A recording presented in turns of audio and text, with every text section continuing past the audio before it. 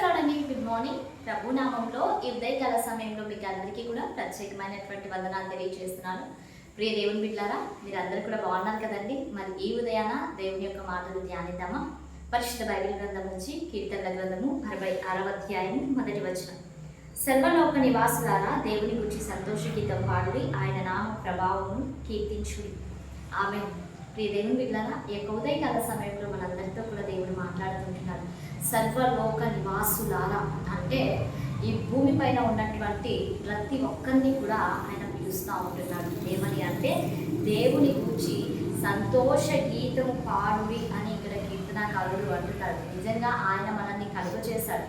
మనము ఆయన స్వారూప్యమైన ప్రజలం, ఆయన స్వహస్తాలతో నిర్మించబడినటువంటి వారము. మనం అందరం కూడా అట్టి మనము దేవుని గణపరిచేటువంటి రీతిలో ఉండాలి.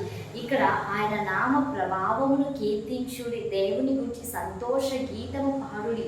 ఈ ఉదయకాల సమయంలో ఈ యొక్క ఆదివార దినాన దేవుని యొక్క సన్నిధిలో మనము సంతోషంగా మనం కనిపించేటువంటి వారుగా, సంతోషంగా దేవుని గురించి మనం అందరం కూడా కీర్తనలు పాడేటువంటి వారముగా, ఆయన మన జీవితాల్లో ఏ మేలులైతే చేసి ఉంటున్నారో వాటన్నిటిని బట్టి ఉత్సాహించి సంతోషించి దేవుని సన్నిధిలో ఈ యొక్క ఉదయకాల సమయంలో మనం అందరం కూడా నడిపించబడును కాక. ఆమేన్.